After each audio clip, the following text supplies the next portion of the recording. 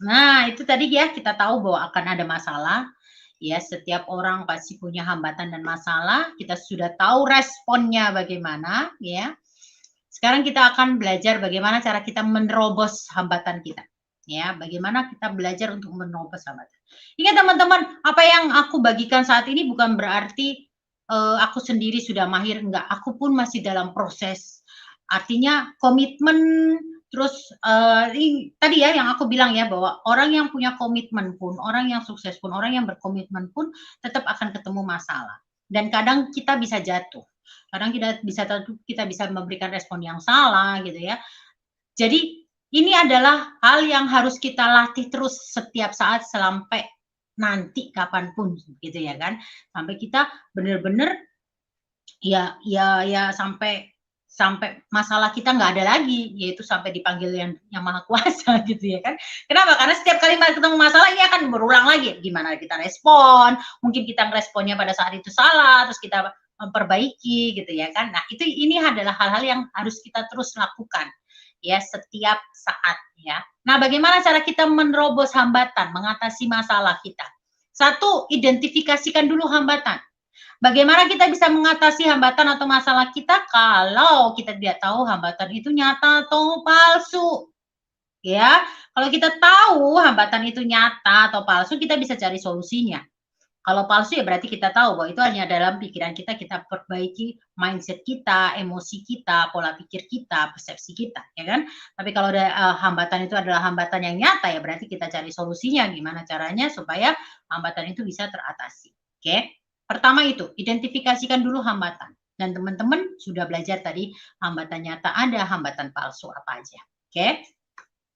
Kemudian yang kedua adalah sadari dan kenali respon kita. Ya, nah ini teman-teman, seperti tadi yang aku bilang ya, setiap masalah, setiap orang itu pasti akan memberikan respon. Enggak ada orang yang 100% itu pasti berhasil langsung visit. Enggak. Mungkin dia pertamanya flight, mungkin dia pertamanya freeze, mungkin pada saat dia lagi capek dia flight aja, dia agak-agak menghindar gitu ya kan. Pada saat kita ngelakuin hal memberikan respon yang salah bukan berarti kemudian dunia sudah berakhir. Kita masih bisa memperbaiki selama kita bisa sadari dan kenali. Pada saat kita tahu bahwa oh kita ngelakuin hal yang salah nih, respon kita salah. Sadari, oke, saya salah. Saya memberikan respon yang salah, saya harus ngadepin nih. Jadi tidak ada kata terlambat untuk beralih dari yang 3 salah tadi itu ke face it.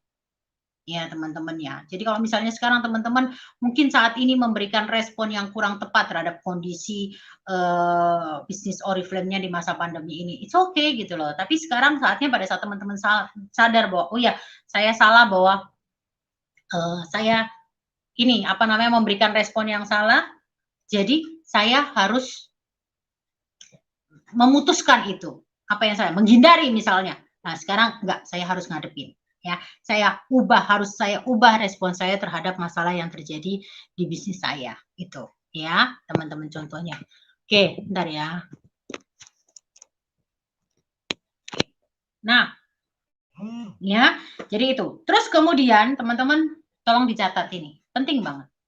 Stop membandingkan masalah kita dan hambatan kita dengan orang lain. Ini penting banget ya teman-teman. Teman-teman akan bisa memberikan respon yang tepat, respon yang benar pada saat teman-teman berhenti membandingkan masalahnya teman-teman dan hambatannya teman-teman dengan orang lain. Ini kuncinya teman-teman, ya. Stop, berhenti, ya.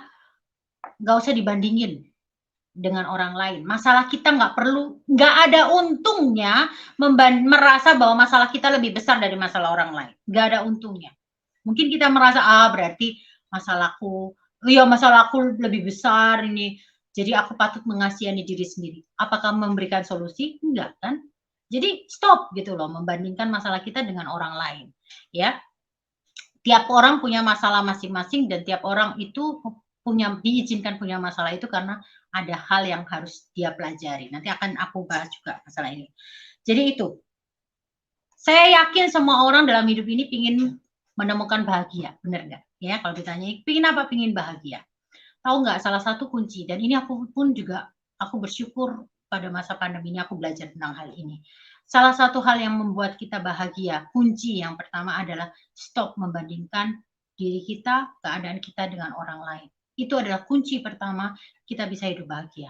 Karena dengan stop membandingkan keadaan kita, kondisi kita, diri kita dengan orang lain, kita akan bisa bersyukur. Kita akan bisa mensyukuri apa yang ada dalam diri kita. Ya, karena pada saat kita membandingkan terus dengan orang lain, tidak akan pernah ada cukupnya. Tidak akan pernah ada kata bersyukur karena selalu merasa kurang, karena di atas langit selalu ada langit. Akan ada selalu orang yang lebih baik untuk kita bandingkan kalau kita mau cari pembanding. Jadi stop membandingkan diri kita sendiri dan situasi kita dengan orang lain. Kalau teman-teman mau bahagia, kunci pertamanya itu stop membandingkan. Oke? Nah, terus habis itu kalau stop membandingkan orang lain itu kan supaya aku bisa jadi baik, kan supaya aku kalau misalnya ini aku nggak santai-santai, aku nggak malas-malas. Teman-teman, ini persepsi yang salah. Dulu aku pun melakukan kesalahan yang sama. Aku merasa bahwa dengan aku membandingkan dengan orang lain, aku akan terpacu untuk membuat diriku lebih baik. Tapi itu ternyata salah. Ya, pada saat kita mau, pada saat aku pertama kali menjalankan bisnis ini, pada saat aku mencapai sukses, aku baru sadar setelah aku merefleksikan hidupku ya, selama hidup ini, aku belajar pada saat pandemi aku belajar untuk melihat ke belakang, mengambil hikmat dari perjalanan hidup aku. Aku sadari bahwa pada saat aku mulai bisnis ini dan mencapai tadi prestasi yang aku dapetin di Oriflame, aku tidak membandingkan dengan orang lain. Aku tidak mencapai sesuatu tidak karena untuk mengalahkan orang lain atau membandingkan orang lain. Aku mau sukses, aku mau dapetin penghasilan 5 juta per bulan karena aku mau membuat perubahan agar anakku bisa lebih baik. Bukan untuk membandingkan anakku dengan orang lain, bukan untuk membandingkan kehidupan anakku dengan orang lain, tetapi aku ingin memberikan yang terbaik untuk anakku. Pada saat itu aku melakukan hal itu bukan untuk dibandingkan dengan orang lain, tapi pada saat itu aku melakukan karena aku ingin hidupku lebih baik daripada kondisiku saat itu. Saat itu awal-awal pernikahan, kehidupan ekonomi kami berada di bawah, aku ingin merubah itu. Dan apa yang terjadi pada saat aku tidak membandingkan, aku bisa bekerja dengan lebih rileks, artinya rileks tidak tertekan, ya kan? Aku bisa melakukan yang terbaik karena aku tidak membandingkan dengan orang lain. Aku melakukan perubahan, aku melakukan tindakanku karena aku ingin membawa perubahan buat hidupku lebih baik dibandingkan sebelumnya. Tapi masa kelam, masa kejatuhanku mulai masuk pada saat aku mulai membandingkan diriku dengan orang lain. Disitulah aku mulai jatuh dalam jatuh gitu. Pada saat aku mulai membandingkan diriku dengan orang lain, aku mulai merasa sombong, aku mulai merasa kurang bersyukur, aku mulai merasa kurang, aku mulai merasa, ya itu tadi, kasarannya tidak berterima kasih dengan apa yang Tuhan kasih gitu. Nah justru pada saat itulah aku mulai jatuh, ya. Jadi teman-teman lakukan perubahan, lakukan kehidupan yang lebih baik itu bukan karena dibandingkan dengan orang lain. Aku mau sekarang aku naik motor, aku mau naik mobil, bukan karena tetanggaku itu bisa punya mobil, aku kan nggak punya mobil malu, bukan karena itu, tetapi karena aku butuh mobil supaya anak-anakku tidak kehujanan pada saat aku ngantar mereka ke sekolah, supaya apa aku kerja, istriku tidak basah, pada saat aku kerja, orang tuaku, misalnya kalau belum menikah, aku bisa ngajak jalan-jalan orang tuaku, bukan dibandingkan dengan orang lain. Jadi pada saat kita bisa punya mobil dengan merek apapun, kita akan bersyukur, kita akan merasa bahagia, kita akan lebih bersyukur gitu loh dengan apa yang kita dapat. Jadi lakukan sesuatu tindakan, lakukan perubahan itu bukan untuk dibandingkan dengan orang lain, tapi lakukan itu untuk membuat diri kita lebih baik. Ya, jadi bukan dibandingkan dengan orang lain. Oke, jadi ingat ya itu teman-teman. Aku mau cerita sedikit nih, ya supaya nggak pesan. Semoga ceritaku ini bisa. Aku mau cerita kasih contoh ke teman-teman supaya teman-teman lebih jelas gitu ya. Ada satu cerita, ya ini ceritanya aku dapetin dari film, ya. Film ini latar belakangnya adalah zaman kerajaan gitu ya, di mana para wanitanya pasti masih kuno gitu ya kan. Ada 3 gadis. Gadis yang pertama adalah gadis yang sangat penurut, Apa-apa dia ngikutin orang tua, pokoknya dia nggak bisa ambil keputusan apapun, dia ngikut, pokoknya dia benar-benar gadis yang penurut lah ceritanya, ya kan.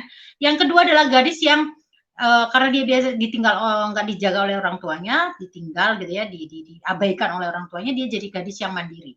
Dia ada gadis yang tidak mau kalah gitu ya ceritanya ya. Dengan baik-baik dengan pria pun dia tidak mau dianggap bahwa dia tidak ada gitu. Dia mau jadi pribadi yang ini loh aku gitu loh, dilihat siapa dia gitu ya. Nah, pribadi yang ketiga, gadis yang ketiga adalah gadis yang tomboy, gadis yang benar-benar kayak laki-laki. Kenapa? Karena dia kehidupannya dia ngikutin papanya yang jenderal perang. Jadi dia benar-benar kayak laki gitu. Nah, tiga wanita ini, tiga gadis ini memiliki masalah yang sama, yaitu masalah pernikahan. Ya, masalah dengan jodoh gitu. Yang gadis pertama, yang pemalu tadi, yang penurut tadi, dia banyak yang suka. Terus akhirnya dia disuruh sama orang tuanya untuk memilih, memutuskan, menentukan. Dia galau. Ya, itu masalahnya ya, pertama ya. Terus yang kedua, gadis ini, yang kedua ini, yang mandiri ini disukai oleh seorang jenderal. Nah, karena jenderal ini adalah disukai kaisar, akhirnya dia dijodohkan oleh kaisar untuk menikah dengan sang jenderal.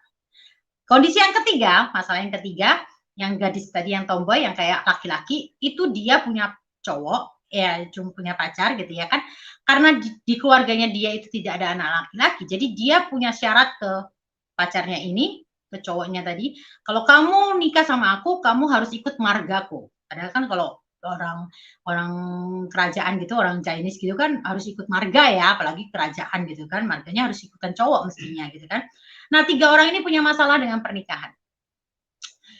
Kenapa aku bahas ini? Karena ini relevan dengan kejadian yang sering kita alami, bukan pernikahannya ya, tapi gini, garis yang pertama, penurut, ya kan, dia disuruh orang tuanya untuk menentukan pilihan. Dia merasa itu adalah masalah. Dia bilang, aku nggak pernah loh ngambil keputusan apapun. Biasanya aku selalu nurut. Ini aku disuruh ngambil keputusan, itu jadi masalah buat dia. Begitu gadis yang kedua dengar, gadis kedua ini komplain sama si gadis pertama. Kok kamu gitu? Kamu seharusnya seneng dong. Kenapa? Karena kamu bisa nentuin sendiri siapa pria yang mau kamu nikahi. Nggak kayak aku. Aku ini ditentuin sama kaisar. Aku nggak bisa nolak, takut sama kaisar. Jadi aku harus terima dijodohin sama jenderal tadi. Gitu kan? Begitu garis ketiga ini dengar komplainan si garis pertama, garis ketiga bilang gini, kok bisa kamu ngomong kayak gitu? Kamu harusnya seneng dong kalau kamu itu sudah pernikahanmu tuh sudah jelas karena kaisar itu sudah nyetujui, orang tuamu juga pasti akan setuju, nggak akan ada yang berani tentang kamu, ya kan? Sedangkan aku, kata gadis yang ketiga, aku ini masalah karena pacarku ini mau masuk jadi wargaku, tapi keluarganya nggak setuju. Kalau keluarganya nggak setuju berarti kita nggak nikah. Paham? Bisa nangkep nggak maknanya? Dari tiga wanita ini punya masalah yang berbeda-beda. Nggak perlu bandingin masalah. Kenapa? Karena tiap orang mempunyai masalahnya masing-masing karena butuh proses yang berbeda-beda. Si gadis kedua bisa bilang bahwa gadis pertama ini seharusnya nggak punya masalah, seharusnya dia seneng gitu. Tapi enggak bagi si gadis ini karena dia bukan karakter seperti itu.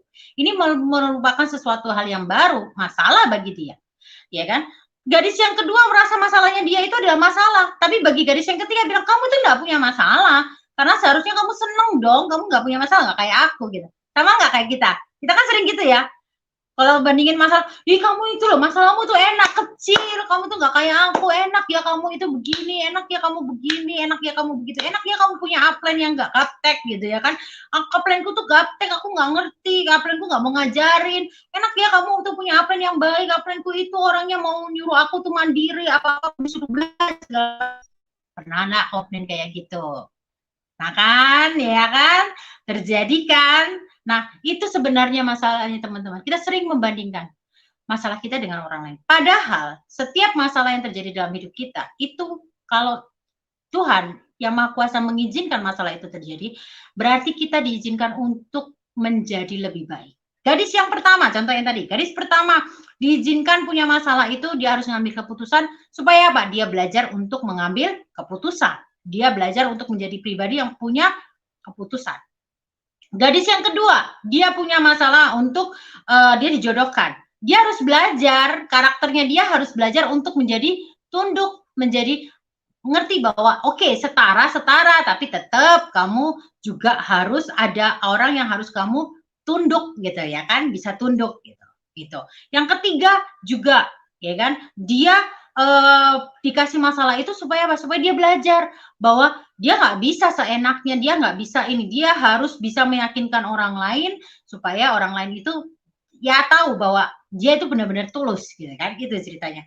Jadi maksudnya gitu teman-teman. Jadi kalau saat ini teman-teman misalnya punya upline, merasa bahwa aduh timku ini kok upline-ku ini kok gaptek ya misalnya ya kan, aku nggak diajarin hal-hal yang online, bobo online, upline-ku nggak biasa IG-an, nggak punya IG, nggak punya FB misalnya ini ya.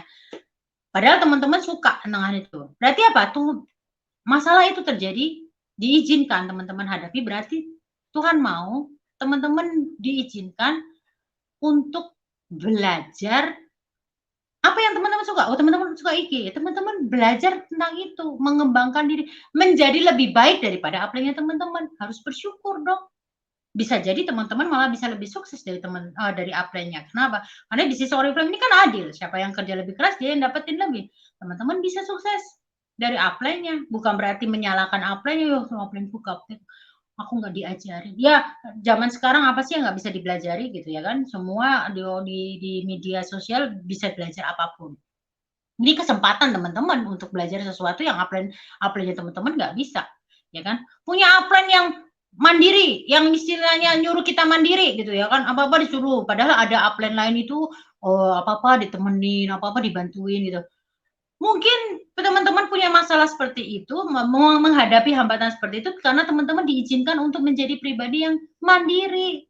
Karena upline-nya mau didik teman-teman jadi pribadi yang mandiri, yang nggak tergantung mau upline-nya ngapain ya terserah, mau upline-nya terus di Oriflame syukur, enggak ya oke. Yang penting aku udah belajar mandiri, aku udah bisa dan aku bisa berkomitmen di Oriflame kayak gitu teman-teman ya. Jadi stop membandingkan masalah kita dengan orang lain. Ingat, di balik masalah apapun yang kita hadapi pasti akan ada pembelajaran yang diizinkan oleh Tuhan untuk membuat kita lebih baik ya. Jadi urusin aja masalahnya sendiri, nggak perlu dibandingin dengan orang lain. Tidak ada masalah yang lebih berat dibandingkan masalah siapapun gitu. Karena setiap orang punya porsinya masing-masing sesuai dengan kemampuannya, sesuai dengan kebutuhannya dia butuh untuk berubah karakternya seperti apa. Ya kan? Contoh yang tadi, contoh yang cerita 3 gadis tadi. Kalau gadis yang kedua itu dikasih masalah, dia harus milih kan dia nggak akan berubah karakternya, ya kan? Jadi setiap orang itu punya masalah karena Tuhan atau alam ini pingin kita menjadi pribadi yang lebih baik, belajar sesuatu yang lain, sesuatu yang untuk mengatasi masalah itu jadi pribadi yang lebih baik. Oke? Oke. Nah, berikutnya, yang ketiga, berdoa minta tuntunan dan kekuatan. Nah, ini teman-teman. Aku juga belajar. Belajar dulu aku kalau berdoa tuh selalu mintanya hasil. Tuhan, siapa di sini yang sama kayak aku gitu ya. Tuhan, aku mau jadi diamond. Tuhan, aku mau dapat penghasilan segini. Tuhan, mau aku ini. Tuhan, selalu hasil gitu ya. Tuhan, kalau bisa aku bukan kalau bisa malahan. Tuhan, aku mau ke Roma. Tuhan, aku kok ini gitu ya. Doa. Apakah itu salah? Enggak, teman-teman. Tetapi pada saat kita berdoa, tidak ada doa yang salah karena apa? Yang Maha Kuasa kita tahu kebutuhan kita, tahu apa yang kita inginkan sebelum kita ngomong tuh dia sudah tahu gitu. Karena dia Maha tahu gitu ya kan. Apa yang belum ada dalam pikiran kita pun dia tahu gitu karena dia Maha tahu. Tapi masalahnya adalah ke diri kita sendiri. Pada saat kita berdoa meminta hasil, itu seakan-akan kita menuntut. Kita cuma mau lihat hasil. Pada saat hasil itu tidak nampak dalam hadirat kita jadi kecewa. Contoh misalnya, teman-teman sebelum pandemi teman-teman berharap teman-teman berdoa supaya jadi diamond. Tiba-tiba terhantam pandemi. Apa yang terjadi? Teman-teman bisa kecewa. Kok gini sih? Kok aku kan berdoanya minta jadi diamond, kok jadinya malah tambah turun, sudah survive jadinya malah director misalnya ya kan? Apa yang terjadi? Diri kitanya sendiri yang akan kecewa. Padahal Tuhan nggak pernah mengecewakan. Kenapa kita bisa kecewa? Karena kita berdoa yang salah. Kita berdoa fokusnya di hasil. Padahal doa yang benar, ya bukan benar gimana sih, tapi maksudnya akan lebih baik pada saat kita berdoa itu minta tuntunan dan kekuatan. Kenapa? Karena hasil akhir Tuhan sudah tahu. Kebutuhan kita Tuhan sudah tahu. Keinginan kita sudah tahu. Tanpa kita ngomong pun Tuhan tahu. Sedetil-detilnya Tuhan tahu kok apa yang kita mau, gitu kan. Masalahnya adalah pada saat kita melewati proses itulah yang harus kita lewati kan. Bener nggak? Ya, jadi nggak perlu minta hasil. Hasil itu Tuhan sudah tahu apa yang mau dia beri, apa yang akan kita dapetin. Yang perlu kita doakan adalah minta tuntunan dan kekuatan menjalani proses menuju hasil itu. Itu yang aku pelajari, teman-teman. Aku pun juga belajar. Sekarang pun aku proses oleh Tuhan dan prosesku benar-benar panjang. Dan aku jadi narik kesimpulan, oke, berarti sekarang aku merubah doaku gitu. Aku nggak minta hasil. Terserah hasilnya Tuhan mau kasih kapan. Tuhan tahu kok apa yang aku inginkan. Tuhan tahu kok harapanku apa gitu ya. Tapi aku selalu berdoa, Tuhan, setiap hari aku berdoa, Tuhan kasih aku bimbingan hari ini. Kasih aku tuntunanmu supaya aku tahu apa yang harus aku lakukan. Kasih aku kekuatan, kasih aku damai sejahteramu, sukacitamu, sehingga aku bisa melakukan apa yang menjadi tanggung jawabku yang kau berikan ke aku. Jadi minta kekuatan dan tuntunan. Karena pada saat yang perlu kita jalanin, yang perlu kita khawatirkan itu bukan hasil. Ya, karena hasil itu pasti akan ada. Yang perlu kita jalanin itu sebenarnya kan prosesnya. Nah, pada saat kita jalanin proses ini, yang kita butuhkan dari Tuhan itu adalah tuntunan dan kekuatan. Supaya kita bisa jalanin prosesnya itu hari demi hari, hari demi hari, hari demi hari, hingga akhirnya kelihatan hasil. Pada saat kita berdoa minta tuntunan dan minta kekuatan, meskipun kita jalan kita nggak kelihatan hasil, belum kelihatan hasil bisa kayak sekarang gitu ya. Jangan dikira bahwa harapannya teman-teman aja yang masih gantung, harapanku juga teman-teman. Ada banyak harapan yang masih aku gantungkan ke Tuhan dan Tuhan tahu itu gitu. Dan apakah sudah kelihatan? Enggak, teman-teman. Seujung kuku aja belum kelihatan. Seujung kuku aja belum kelihatan gitu. Tapi kok bisa ketawa-ketawa karena itu aku mau jalaninnya satu hari dengan tuntunan gitu, dengan kekuatan gitu ya. Biarpun hasilnya belum kelihatan, biarpun kadang perasaan itu juga kalau aku sering sharing sama Jimmy ya, sering cerita, kok nggak kelihatan gitu ya. Tapi nggak apa-apa. Kita jalanin aja satu demi satu, hari demi hari gitu ya kan. Ada masa di mana aku nggak ada ide sama sekali jalan bisnis Oriflame. Bahkan ada masa di mana aku dulu itu waktu di proses itu aku bener-bener nggak ngeliat Oriflame itu kayak gimana gitu. Ada gitu loh. Tapi itu Tuhan izinkan supaya karena Tuhan mau aku berproses di hal lain gitu. Nah, sekarang sudah mulai melakukan, Tuhan mulai kasih jalan untuk mulai ngelakuin lagi apa yang harus aku lakukan gitu kan. Kelihatan hasil belum sama sekali belum. Tapi ya udah dijalani dengan tetap seneng, dengan tetap ya udah ngelakuin dengan komitmen gitu. Biarpun hasilnya belum kelihatan, tetapi aku tahu hasil itu akan ada. Satu saat nanti akan ada hasil. Hasil itu akan ada dan Tuhan akan kasih gitu loh. Yang terbaik. Tapi yang penting adalah sekarang aku bisa mampu melewati proses ini yang hari demi hari, hari demi hari, hari demi hari.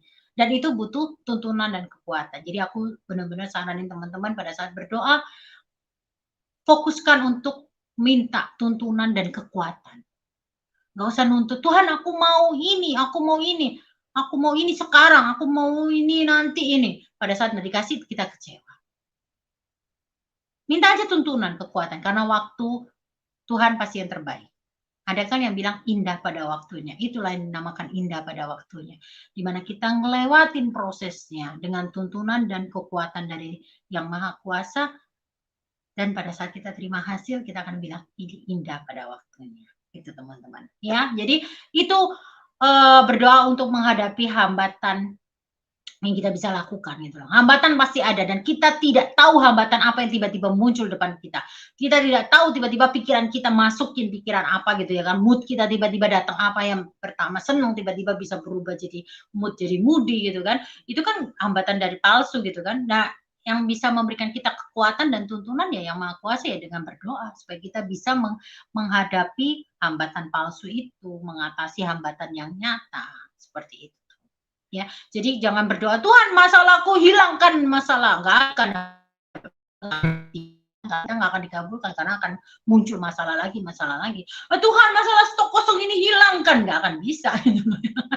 Tuhan, munculkan kasih aku leader, member-memberku mau aktif, ya mungkin enggak gitu ya kan. Tapi gimana kita mencari leader, mulai mencari member yang aktif, mencari calon-calon leader yang baru. Nah, ini kita butuh tuntunan, kita butuh kekuatan supaya kita bisa terus mencari. Itu ya teman-teman. Itu bedanya teman-teman. Ya, dan berdoa itu bukan memberikan hasil yang berbeda dengan hasilnya, tapi berdoa itu yang benar, yang tepat itu membuat diri kita yang berubah, diri perasaan kita, hati kita yang jadi berubah gitu loh. Ya, itu jadi lebih ke diri kitanya. Kalau hasil Tuhan sudah tahu kok apa hasil yang akan kita dapetin. Ya.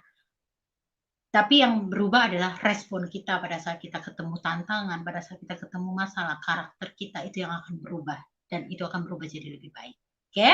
Itu yang ketiga, berdoa minta tuntunan dan kekuatan. Bukan menghilangkan masalah ya. Oke, kemudian yang keempat. Yang keempat adalah mengambil tindakan untuk hal-hal yang berada dalam kontrol kita. Teman-teman, mengambil tindakan itu penting. Tapi hal yang perlu diperhatikan adalah harus di dalam kontrol kita. Hal-hal yang ada di dalam kontrol kita. Tahu nggak kenapa banyak orang stres, banyak orang depresi, terutama saat-saat setelah masa pandemi ini? Karena banyak orang berusaha untuk mengatasi masalah di luar kontrolnya mereka. Banyak orang yang stres karena menghadapi pandemi. Kenapa? Karena mereka merasa mereka tidak bisa mengontrol keadaan. Kok kayak gini sih, mesti PPKM, mesti begini, hal-hal yang tidak bisa mereka kontrol. Akhirnya mereka marah ke pemerintah, peraturan, dan segala macam gitu kan. Mereka stres. Kenapa? Karena mereka berusaha untuk mengambil tindakan terhadap hal-hal yang tidak bisa mereka kontrol, tidak ada dalam kontrol mereka. Setiap manusia itu mempunyai kekuatannya masing-masing, mempunyai hal yang bisa dikontrol masing-masing. Nah, fokus aja di hal-hal yang bisa kita kontrol. Ambil tindakan terhadap hal-hal yang kita bisa kontrol. Ya, jadi stres itu kadang seringkali karena itu kita memaksakan untuk mengambil tindakan di luar kontrol kita. Kita mikirin hal-hal yang ada di luar kontrol kita. Itu kita stres. Ya, jadi coba pikirkan hal-hal yang ada di dalam kontrol kita aja. Misalnya nih, kita berusaha mikirin kenapa ya downline-ku ini kok nggak mau aktif. Kenapa ya downline-ku ini kok hilang? Itu kan di luar kontrol kita, itu kan pilihan mereka. Ngapain kita pikirin? Stres sendiri kita. Ya downline-ku hilang. Kenapa? Ngapain kita mikirin itu? Itu di luar kontrol kita. Yang bisa kita pikirkan adalah yang dalam kendali kita. Oke, dia sudah nggak mau aktif. Sekarang gimana caranya saya bisa mendapatkan member lain lagi? Gimana caranya saya bisa menemukan leader lagi? Itu kan di dalam kontrol kita. Itu yang tindakan yang kita bisa lakukan. Ya, jadi itu teman-teman, kita harus bisa menelaah, oke, mana yang ada dalam kontrol kita, mana yang di luar kontrol kita. Kita ambil tindakan, kita pikirkan hal-hal yang ada di dalam kontrol kita. Kadang ada hal-hal yang di luar kontrol kita, itu ada orang-orang lain, yang bagian orang-orang lain yang harus yang akan memikirkan, karena itu ada dalam kontrol mereka. Tapi apa yang ada dalam kontrol kita, ya itu aja yang kita pikirkan dan kita lakukan dengan yang terbaik. Ya, oke. Itu yang keempat, teman-teman. Aku harap teman-teman paham ya, gimana caranya kita mengatasi masalah ya. Pertama, identifikasikan dulu hambatan, jangan sampai kita ternyata punya masalah itu hambatan kita yang sering kita pikirin masalahnya banyak, ternyata kebanyakan adalah hambatan palsu, ya, yang ternyata adalah bersumber dari diri kita sendiri, bukan hambatan nyata.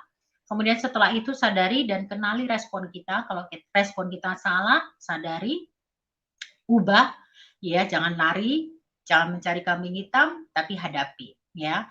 Kemudian berdoa, dalam menghadapi itu kita berdoa minta tuntunan kekuatan, bukan minta untuk masalahnya pergi, ya. Masalah tidak akan pergi kalau kita tidak mengatasi, ya, tapi kita berdoa minta tuntunan dan kekuatan untuk bisa mengatasinya, untuk bisa menghadapi masalah itu. Ya, terus kemudian mengambil tindakan untuk hal-hal yang berada dalam kontrol kita. Ya, yang berada dalam kontrol kita. Kalau itu hal yang di luar kontrol kita, kalau kita kenal atau tahu siapa yang punya kontrol itu, ya kita diskusikan dengan mereka gitu loh. Kita kasih tahu ke orang yang punya kontrol terhadap masalah itu, sehingga dia bisa mengambil keputusan atau mengambil tindakan. Oke, tapi bukan kita yang harus sampai gimana gitu ya kan, sampai stres hanya gara-gara itu tadi di luar kontrol kita. Oke, lanjut.